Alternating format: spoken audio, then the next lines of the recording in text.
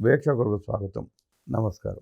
జగన్మోహన్ రెడ్డి 5 ఏళ్ల పాలనలో తమ బొక్కసాలు నింపుకోవడానికి గంజాయి పంట పండించి యువతను సర్వనాశనం చేసిన పరిస్థితి మనం చూసాం. కూటమి ప్రభుత్వం వచ్చిన తర్వాత నారా లోకేష్ గారు గంజాయి వద్దు బ్రో అన్న క్యాంపెయిన్ తీసుకుని గంజాయి సాగుని సర్వనాశనం చేసి గంజాయి వ్యాపారాన్ని కూడా సుమారుగా 70-80% అరికట్టగలిగారు. అలాగే సోషల్ మీడియా ప్లాట్ఫారం వేదికగా యువత పెడదారిని పడుతున్నారు, పాడైపోతున్నారు. వారిని ఆ ప్లాట్ఫామ్ నుంచి దూరం చేయాలనే ఉద్దేశంతో 18 సంవత్సరాల లోపు పిల్లలకి సోషల్ మీడియాలో అకౌంట్ ఓపెన్ చేసే అవకాశం లేకుండా ఆధార్తో లింక్ చేస్తే వాళ్ళ వయసు బయటపడి ట్విట్టర్, ఫేస్బుక్, ఇన్స్టాగ్రామ్ లాంటి యాప్స్ అకౌంట్ ఓపెన్ చేసే అవకాశం లేకుండా కల్పిస్తున్న ఉద్దేశంతో ఈ కార్యక్రమం చేపడుతున్నాడు ఆయన. చేతుల పని కాబట్టి గంజాయిని అరికట్టగలిగారు, యువతను కాపాడుకోగలిగారు. సోషల్ మీడియా వేదికగా ఇలాంటి కార్యక్రమాన్ని తీసుకుంటే సక్సెస్ అయ్యే అవకాశం ఉందా లేదా, పెడదారి పడుతున్న యువతని కాపాడుకునే అవకాశం ఉందా లేదా అడిగి తెలిసిన ప్రయత్నం చేద్దాం. విశ్లేషించడానికి మనతో పడుతున్నారు సీనియర్ జర్నలిస్ట్ దుర్గా కుమార్ గారు.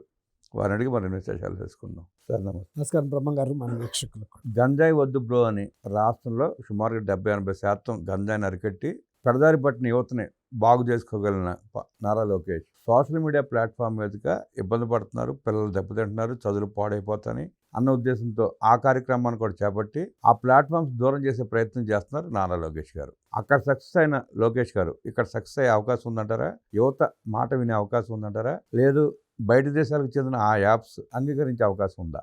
చాలా మంచి ప్రశ్న బ్రహ్మ గారు. ఇప్పుడు 2019 నుంచి 24 వరకు ఆంధ్రప్రదేశ్లో ఏర్పడిన ప్రభుత్వం అన్ని రంగాలతో పాటు ఈ గంజాయి వ్యాపారం ద్వారా కూడా రాష్ట్రానికి అప్రతిష్ట మిగిల్చింది.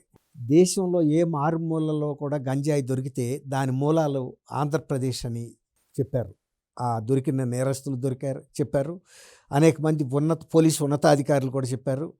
వాళ్ళు ఈ ఆంధ్రప్రదేశ్ నుంచి వస్తున్న గంజాయిని ఎలా అరికట్టాలన్న వ్యూహం వాళ్ళు రూపొందించుకోవటం కూడా చాలా కష్టమైంది. ఎందుకంటే ఇబ్బడి ముబ్బడిగా పండించారు ఇక్కడ గంజాయిని. ఇక వాటిని ఎగుమతి చేయటంలో, రవాణా చేయటంలో వాళ్ళు ఆచరించిన పద్ధతులు మానవ మాతృడు ఎవరు కూడా పట్టుకోలేని రీతిలో కూడా వాళ్ళు గంజాయి పార్సిల్స్ని పంపించారు.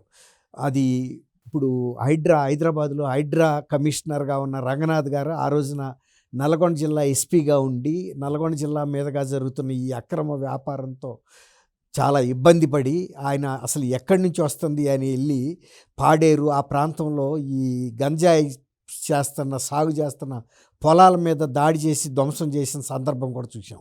అయినా కూడా సిగ్గు లేకుండా దాన్ని అరికట్టడానికి మీరు ఇందాక అన్నారు.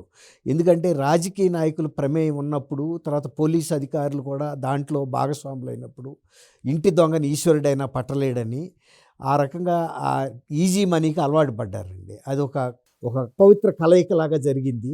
అందుకే ఆ వ్యాపారం 3 పువ్వులు 6 కాయలుగా జరిగిపోయింది. అట్లాంటి పరిస్థితుల్లో ఆంధ్రప్రదేశ్లో తల్లిదండ్రులు తమ బిడ్డలు ఈ గంజాయి బారిన పడి జీవితాలు దెబ్బతింటున్నాయని ఎంత ఆక్రోశపడ్డా దానికి తగిన పరిష్కార మార్గం వాళ్ళకి దొరకలేదు. ఎందుకంటే ఎవరికి వెళ్ళి చెప్పుకోవాలి, కంచే చేను మేస్తే అన్నట్టుగా పోలీసులకి అక్కడ వాళ్ళకి ఒక ఇది ఉంది, మిలాఖత్ అయ్యారు. దాంతో అక్రమంగా తేలిగ్గా వచ్చి లక్షలాది రూపాయలు, కోట్లాది రూపాయలు వచ్చి ఒళ్ళో పడిపోతుంటే ఆ వ్యాపారాన్ని రాజకీయ నాయకులు ఎందుకు వదులుకుంటారండి? ఇప్పుడు అనంతబాబు అని అక్కడ అంతకుముందు ఎమ్మెల్సీగా ఉన్న వ్యక్తి, అదే సుబ్రహ్మణ్యం డ్రైవర్ని, అతను ఒక కింగ్ మేకర్ అక్కడ. అట్లాంటి వాళ్ళు అనేక మంది ఉన్నారు. కింగ్ మేకరే. అట్లాంటి వాళ్ళు చాలామంది ఉన్నారు. ఆల్మోస్ట్ చాలామంది నాయకులు గతంలో వాళ్ళకి అనుభవం లేకపోయినా కూడా ఊరికే పోలీసులు కేసులు అవ్వకుండా చూస్తే మేము మీకు డబ్బులు ఇస్తామని అన్నప్పుడు వాళ్ళు ఈజీగా లొంగిపోయారు. అట్లాగే కొంతమంది ఐపీఎస్ అధికారులు కూడా అక్కడ చాలా ఉన్నత స్థాయిలో ఉన్న అధికారులు వాళ్ళు ఇందులో పాలు పంచుకున్నారు.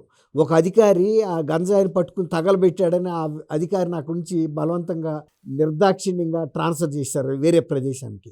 అంటే వాళ్ళు సహించలేకపోయారు. ఆ అధికారి అనుకున్నాడు నాకేదో ఈ ప్రభుత్వం రివార్డ్ ఇస్తుంది అనుకున్నాడు. రివార్డ్ ఇవ్వకపోగా పెద్ద పనిష్మెంట్ ఇచ్చింది.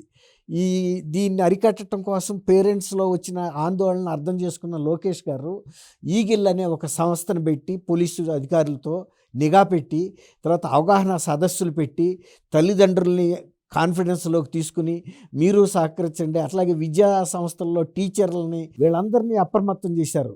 అలాగే నార్కోటిక్స్ విభాగానికి చెందినటువంటి అధికారులతో కూడా అవగాహన సదస్సులు పెట్టారు. దాదాపు ఒక 1700-1800 కేసులు బుక్ చేశారు. ఒక 5000 మంది దాకా అరెస్ట్ చేశారు. అట్లాగే అవగాహన సదస్సులతో పాటు ఎన్‌జీఓలకు సంబంధించిన నాన్ గ ప్రభుత్వేతర సంస్థల ద్వారా రీహాబిలిటేషన్ సెంటర్స్ ఇవన్నీ కూడా కంటిన్యూయస్‌గా జరిగినాయి. అయితే ఇప్పుడు ఒక 70% పూర్తిగా అరికట్టినా కూడా ఇంకా 30% అరికట్టే రాక కూడా అందరూ కూడా అప్రమత్తంగా ఉండాల్సిందేనని నిన్న అనిత గారు హోమ్ మినిస్టర్ ఆధ్వర్యంలో జరిగిన క్యాబినెట్ సబ్ కమిటీ సమావేశంలో అధికారులు దానికి సంబంధించినటువంటి మంత్రుల దీంట్లో ఇవన్నీ కూడా బయటకు వచ్చినాయి.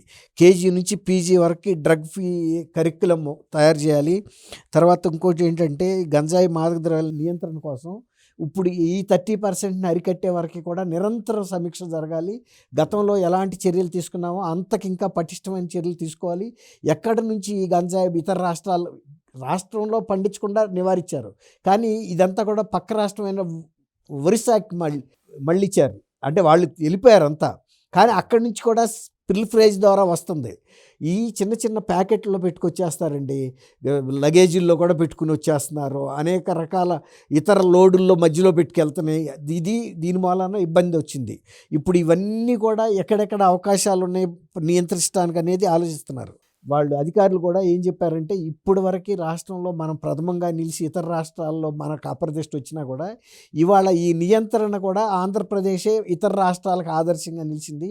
ఎలాంటి చర్యలు తీసుకోవటం ద్వారా డ్రగ్స్ని పూర్తిగా గంజాయితో పాటు డ్రగ్స్ కూడా ఉన్నాయి. ఈ రెంటిని ఎట్లా నివారించాలనేది ఇవాళ ఆంధ్రప్రదేశ్ని మోడల్గా తీసుకునే పరిస్థితికి వచ్చింది. ఒకప్పుడు ఇదే పెద్ద సోర్సు, ఇక్కడి నుంచే అన్ని సాట్లకి వెళ్ళింది. అట్లా ఒక అన్ని మంత్రిత్వ శాఖలో కూడా కలిసి పనిచేయటం వల్ల ఇది జరిగింది. తర్వాత 40,000 ఈగిల్ క్లబ్స్ అంటే అవగాహన సదస్సు ఏర్పాటు చేసే ఒక పర్మనెంట్ శాశ్వతమైనటువంటి సభ్యులతో వాళ్ళు నిఘా పెడుతున్నారు. సామాజికంగా విద్యాలయాల దగ్గర కానీ యువత ఎక్కడన్నా అధికంగా కూడే ప్రదేశాల్లో కానీ యువత ఎక్కువ పనిచేసే కంపెనీల దగ్గర కానీ వీళ్ళు నిఘా పెడుతున్నారు. ఈ డ్రగ్ పెడలర్స్ ఏమన్నా అమ్ముతుంటే ఎట్లా వస్తున్నాయి ఇది అనేది 40,000 క్లబ్బులు పెట్టారు. ఆ క్లబ్బులు అంటే ఏం లేదు, నిఘా సంస్థలో ఇవన్నీ కూడా చాలా మంచి ఇది వచ్చింది. తర్వాత 435,400 అవగాహన సదస్సులు పెట్టారు అనేక ప్రాంతాల్లో. తల్లిదండ్రులతో, సామాజికవేత్తలతో, తర్వాత డాక్టర్స్తో, తర్వాత టీచర్సు, ఇతర జర్నలిస్టులు వీళ్ళందరితో సమాజాన్ని ఇన్ఫ్లుయెన్స్ చేయగలిగిన వాళ్ళు ఎక్కడన్నా అటువంటివి జరిగినప్పుడు తగిన ఫిర్యాదులు ఎవరికి వాళ్ళు పోలీసు అధికారులు అందరినీ ఇన్వాల్వ్ చేశారు. దీంతోనే ఒక 70%కి వచ్చింది. ఇక ఆ 30% కూడా చేయాల్సిన బాధ్యత అన్ని సంస్థలు నిఘా సంస్థలకు అప్పచెప్పారు. ఇప్పుడు మీరు అడిగారు, ఇది కాకుండా సోషల్ ప్లాట్ఫామ్ ద్వారా కూడా పిల్లలు చెడిపోతున్నారనే ఆందోళన తల్లిదండ్రుల్లోనూ టీచర్స్లో కూడా ఉంది. మొన్నటికి మొన్న మీకు తెలుసు, అతను శివాజీ గారు కొన్ని వ్యాఖ్యలు చేసినప్పుడు కూడా ఇన్స్టాగ్రాముల్లో పోస్టులు పెడుతున్నాయి, ఎంత అసభ్యకరమైన పోస్టులు, యువతని ఎలా పెడదారిని పట్టిస్తున్నాయి అని కూడా బాగా వైరల్ అయినాయి సోషల్ మీడియాలో చర్చల్లో. ఇప్పుడు ఈ సందర్భంలో తల్లిదండ్రులకి ఇంకా అవగాహన వచ్చింది. ఇంతకుముందు సోషల్ మీడియాకి పిల్లలకి ఏం సంబంధం లే అనుకున్నారు. పిల్లలు చెడిపోవటానికి సోషల్ మీడియా కూడా చాలా ప్రధానం అనేది ఇప్పుడు గుర్తించారు. ఇప్పుడు మీరన్న ఫేస్బుక్లు కానీ, ఇన్స్టా కానీ, టెలిగ్రామ్ కానీ ఎక్కడైతే ఇలాంటి అసభ్యకరమైనటువంటి మెటీరియల్స్ పోస్ట్ అవుతున్నాయో ఇప్పుడు వాటి మీద కూడా నిఘా పెట్టి మీరు అన్నట్టు అవి ఇతర దేశాల నుంచి ఇక్కడికి అవుతున్నప్పటికీ కూడా కొంత నియంత్రణ కేంద్ర ప్రభుత్వ శాఖలతో కనుక మనం మాట్లాడుకుంటే కొన్ని దేశాలు సంపూర్ణంగా నిషేధించగలిగినాయి. చాలా దేశాలు, యూరప్ దేశాల్లో. ఇప్పుడు ఇంకోటి ఏంటంటే ఆయన పెట్టింది, ఎవరైతే అకౌంట్స్ ఓపెన్ చేస్తారో అది ఆధార్ కార్డుతో లింక్ చేయాలి.